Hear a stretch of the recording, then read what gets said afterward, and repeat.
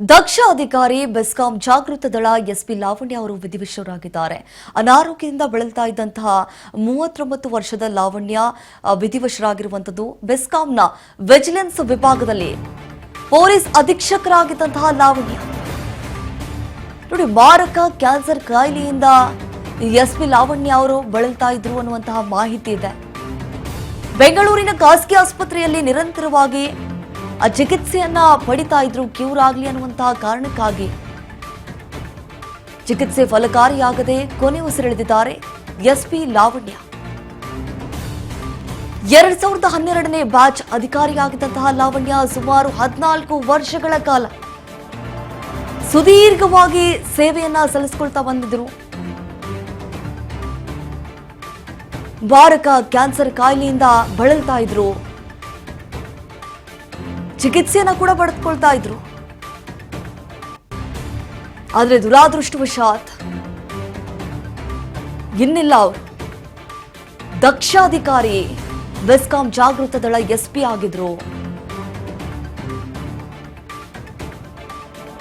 ನಿರಂತರವಾಗಿ ಕರ್ತವ್ಯದಲ್ಲಿ ತಮ್ಮನ್ನ ತಾವು ತೊಡಗಿಸಿಕೊಂಡಿರುವಂತಹ 39 ವರ್ಷದ ಲಾವಣ್ಯ, ಜಸ್ಟ್ 39 ವರ್ಷ. ಅನಾರೋಗ್ಯ ಸಮಸ್ಯೆ ಎಷ್ಟರ ಮಟ್ಟಿಗೆ ಅವರನ್ನ ಬಾಧಿಸ್ತಾ ಇತ್ತು ಅಂತಂದ್ರೆ, ಅನಾರೋಗ್ಯದಿಂದ ಬಳಲ್ತಾ ಇದ್ದಂತಹ 39 ವರ್ಷದ ಲಾವಣ್ಯ ಈಗ ಇನ್ನಿಲ್ಲ ಅನ್ನೋದೇ ನಿಜಕ್ಕೂ ಬೇಸರದ ಸಂಗತಿ.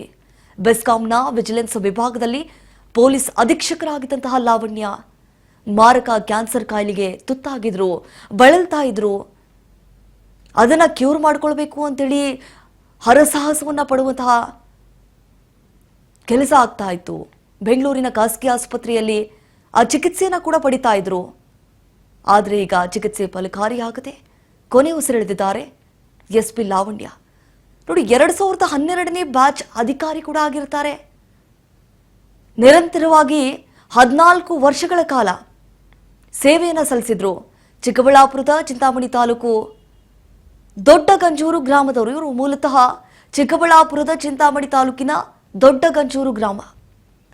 2023ರಿಂದಲೂ ಪೊಲೀಸ್ ಅಧೀಕ್ಷಕರಾಗಿ ಸೇವೆಯನ್ನ ಸಲ್ಲಿಕೆ ಮಾಡಿಕೊಳ್ತಾ ಬಂದಿದ್ರು.